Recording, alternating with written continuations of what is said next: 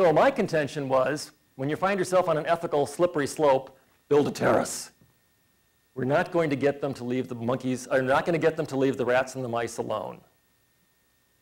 I'm sorry about that. I feel bad about that. But I'm close enough to 60 now. I can see 60 very bright and clear from where I am. I'd like to accomplish something in my life before I check out.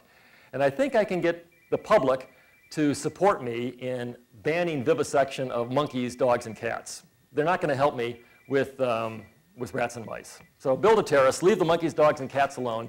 And if they would do that, it's interesting, if they would do that, the animal researchers would leave alone those animals. Most of us would stop protesting. I grant you that might be bad, and Gandhi and St. Francis of Assisi would they feel bad about that, and they're much better men than I am. So I just kind of want to try to go after the low-hanging fruit and get them to leave the monkeys and the dogs and the cats alone. Is there any hope?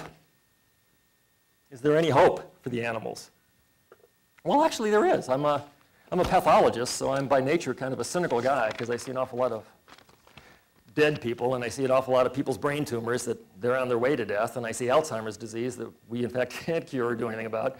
So I'm kind of cynical and pessimistic, but there is reason for hope. If you look at the historical record, there are animal abuses that are no longer legal. Again, back to Lincoln, because Lincoln is a local hero around here. Lincoln said about slavery, he said, "We believe that slavery is wrong, and like any wrong that some men will commit if left alone, it ought to be prohibited by law." Well, we believe that cruelty to animals is wrong, and like any wrong that some men will commit if left alone, it ought to be prohibited by law. So no, we're not going to persuade the lifelong vivisectors to give up their drills and their hammers. You have to understand, for vivisectors, doing this to animals is not a last resort. It's not like, oh gosh, we have this one question. If we could just do this one experiment, we get the question. We really hate to do this. It's a last resort to cause pain and suffering. For the professional vivisector, vivisection is a first choice. That's how they pursue their careers. That's what they do. And they don't think there's anything wrong with it because they are like-minded in people and groups, and they're slammed over against the one extreme position. So we're not going to persuade them. Although, in fairness, there was the Apostle Paul and the Damascus Road, so there is historical precedent for a dramatic conversion, and the guy who wrote Amazing Grace and worked for the abolition of the slave trade was a former slave ship captain. So twice in the last 1,000 years, people have changed their minds. So there's hope, but I wouldn't count on it. So instead, we're going to have to pass laws and protect these animals from the vivisectors. So bear baiting, bull baiting, dog fighting. And dog fighting, that's interesting too. If you read what happened to Michael Vick, he was surprised as hell that he was doing anything wrong. He was in a group of like-minded people. He was raised with dog fighters, and he hung around with dog fighters. It was kind of a clue when he named his kennels the Bad News Kennels, what he was up to, and it kind of caught him by surprise that, gee, a lot of people think this is wrong, because he was in a group of like-minded people. And a lot of the primate vivisectors are kind of surprised. Well, maybe the primate vivisectors aren't surprised that people think what they're doing is wrong. But the encouraging thing is, the closer we get to the people, rather than the experts, the more you leave the fate of animals to people with a vested interest in using them, the worse off the animals are. I mean, once upon a time, no doubt, the guy who was running the bear baiting ring said, well, what are you interfering with my bear bait? It's my bear. You can't pass a law that says I can't bear bait. It's my bear. And Michael Vick would say, well, they're my dogs. I can do whatever I want. But it brings to mind this politically incorrect joke that I think covers the hope for the animals. So the joke is this, and this is more typical of me because I am politically incorrect and I get in trouble for this. So this really, really rich guy is at a party and he sees this gorgeous woman over there and he goes up to her and he goes, I'm really rich. I am like Bill Gates rich and you are hot. Would you have sex with me for $1 million? And she thinks, $1 million? I mean, how long could it take? And I'd be set for life and I could go to school and it'd be half an hour. Okay, I'll do it for $1 million. And then he says, great. He says, now will you have sex with me for $10? And she goes, $10? What do you think I am? And he said, well, we've established what you are. Now we're just haggling about price. So that's what we've done with animals. We've established what we are. We're going to interfere with people. We're going to stop people from doing things to animals, even if they are their animals, that we disapprove of. Now we're just haggling about where we draw the line, okay? We're going to stop bear baiters. We're going to stop bull baiting. We're going to stop dog fighting, cock fighting, crush videos. There are animal cruelty felonies in 46 states, and animal law is a huge, burgeoning field in law schools.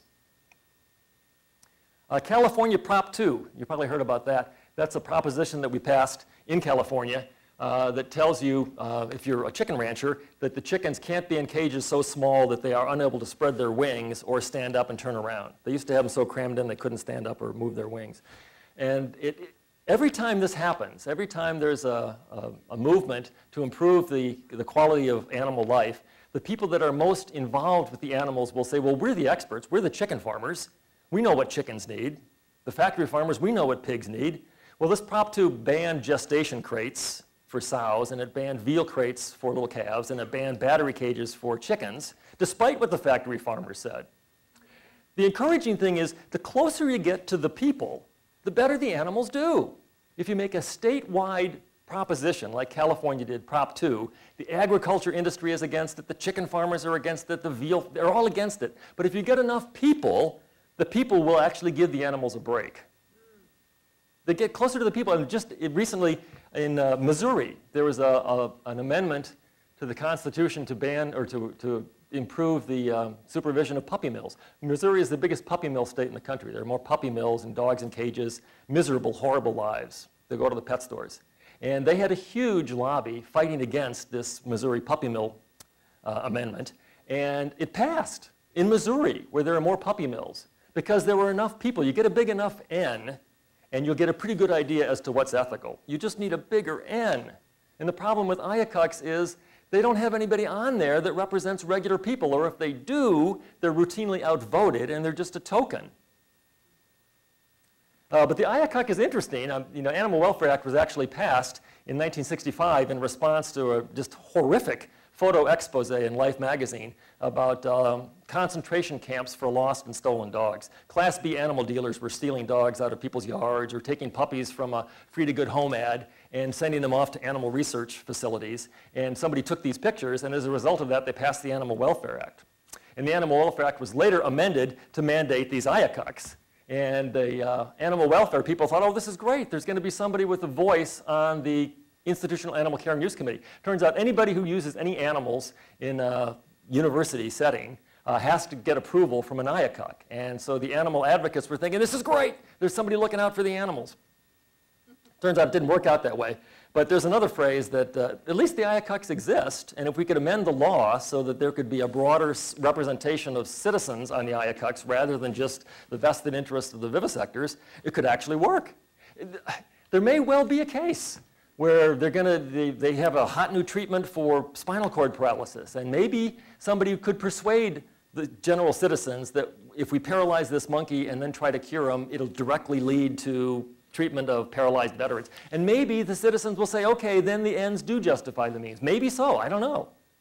But they have a right to weigh in on it, and they certainly have a right to weigh in on whether vestibulo-ocular reflexes is going to cure Alzheimer's disease. I think they'd call that one in a second. So IACUCs are interesting because I think they are, to use a phrase I once came across, hypocrisy is the compliment that vice pays to virtue. So the existence of IACUCs, it's kind of a rubber stamp, and it's a fig leaf, and it doesn't really protect the animals, but the fact that it exists is the hypocritical compliment to the virtue of looking out for animals' interests. And here's some more. This is kind of interesting. European Union banned vivisection of great apes. Do you think the vivisectors wanted them to do that? No. Swiss Supreme Court refused permission to do these kind of visual tracking experiments because they said there isn't enough direct relevance to human health. So this is too intense cruelty and insufficient justification. Same thing happened in Munich, same thing happened in Berlin. They banned those exact same experiments that I'm trying to get them to stop at UCSF and that are going on in Wisconsin. Oklahoma, for God's sakes. Oklahoma, a red state? The Oklahoma State University administration was confronted with an issue that somebody had gotten a grant to do anthrax vaccine testing on macaques. And they said, no, you're just not going to euthanize primates on this campus. Oklahoma. Take that, Madison, Wisconsin. Oh, God. But Dane County, the Dane County Noble attempt. When I give this talk before that initiative failed, I always thought Dane County was showing the way. This is the idea, is you have to have citizens who are not prejudiced in favor of animal research on a panel to balance the people that are in favor. You could say, okay, all the animal researchers have to recuse themselves because they're hopelessly biased by their research agendas, and nobody's allowed on here who's a PETA member. Let's just take guys from the sandwich shop, okay? And then the PETA guys can make their, like jury duty. They send out a jury duty, a summons, and you have to decide what's going to go on. That's what I think. Okay, so I've kind of blathered and blundered my way through this, and it's because it means so much to me. I'm less articulate and less funny than usual. So I will end with a guy who's much more articulate than I am and much wiser than I am. And this is Mark Twain. And he said this when he was inducted into the London Anti-Vivisection Society. He said, "I believe I am not interested to know whether vivisection produces results that are profitable to the human race or doesn't. To know that the results are profitable to the race would not remove my hostility to it. The pains which it inflicts upon unconsenting animals is the basis of my enmity towards it." And